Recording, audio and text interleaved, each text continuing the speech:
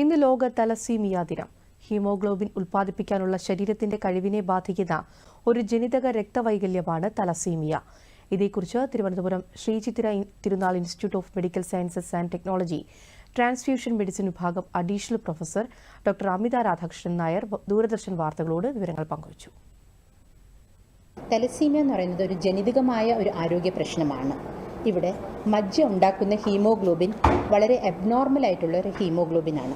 അതുകൊണ്ട് തന്നെ ഇത്തരം രോഗികൾക്ക് ഹീമോഗ്ലോബിൻ്റെ തോത് വളരെ കുറവായിരിക്കും.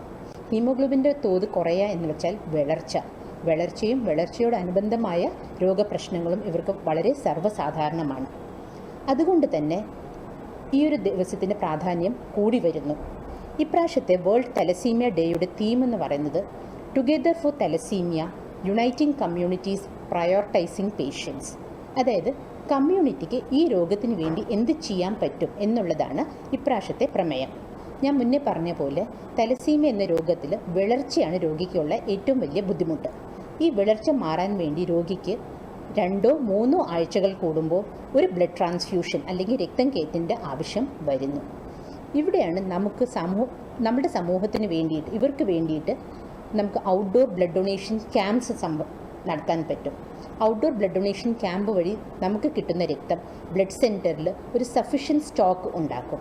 ഈ ഒരു സഫിഷ്യൻറ്റ് സ്റ്റോക്ക് നമുക്ക് തലസീമിയ രോഗബാധിതരായ രോഗികൾക്ക് ആവശ്യാനുസരണം രക്തം നൽകുവാൻ സഹായിക്കും.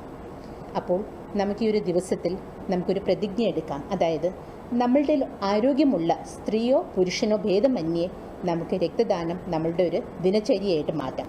പുരുഷന്മാർക്ക് എല്ലാ 3 മാസത്തിലും സ്ത്രീകൾക്ക് എല്ലാ 4 മാസത്തിലും വേറെ ആരോഗ്യ പ്രശ്നങ്ങളൊന്നും ഇല്ലെങ്കിൽ രക്തദാനത്തിനായിട്ട് മുന്നോട്ട് വരിക. അങ്ങനെ ആവുമ്പോൾ നമ്മുടെ രക്തബാങ്കുകളിൽ നമ്മളുടെ രോഗിക്ക് ആവശ്യമുള്ള രക്തം എല്ലാ പ്രാവശ്യവും സുലഭമായി കിട്ടും. അത് കാരണം ഇവർക്കൊരു നോർമൽ ഹെൽത്തി ലൈഫ് ലീഡ് ചെയ്യാൻ പറ്റും.